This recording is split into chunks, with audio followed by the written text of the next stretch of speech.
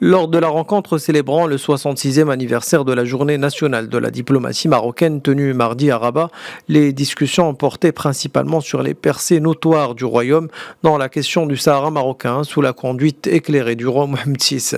C'était d'ailleurs la thématique choisie cette année par le club diplomatique marocain.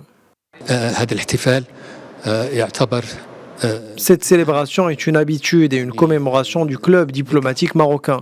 Et chaque année, nous organisons une conférence avec une thématique déterminée. Et cette année, nous avons choisi comme thématique les développements positifs du processus de règlement du conflit artificiel autour de la question du Sahara marocain. Cette rencontre a été l'occasion de mettre en avant toutes les réalisations de la diplomatie marocaine et les différents défis auxquels elle demeure confrontée, afin de renforcer le dialogue autour de l'intégrité territoriale du Maroc. Le club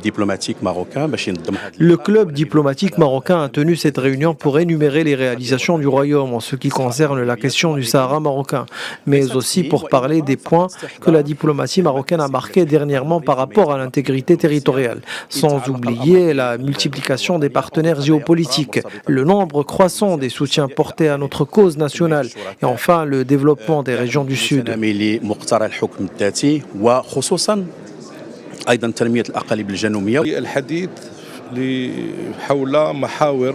L'orientation et la vision éclairée du roi Mohamed VI prouvent son leadership dans la politique étrangère autour du dossier du Sahara marocain, et ce à travers ses positions fermes et sa sage diplomatie qui a permis d'atteindre plusieurs résultats et acquis positifs, à savoir par exemple l'ouverture de plusieurs consulats dans les régions du Sud et la démarcation des frontières maritimes, et surtout l'assimilation grandissante de la communauté internationale de notre volonté de régler le conflit autour du Sahara marocain. البعد القانوني هو افتتاح القنصليات العامة في الأقاليم الجنوبية.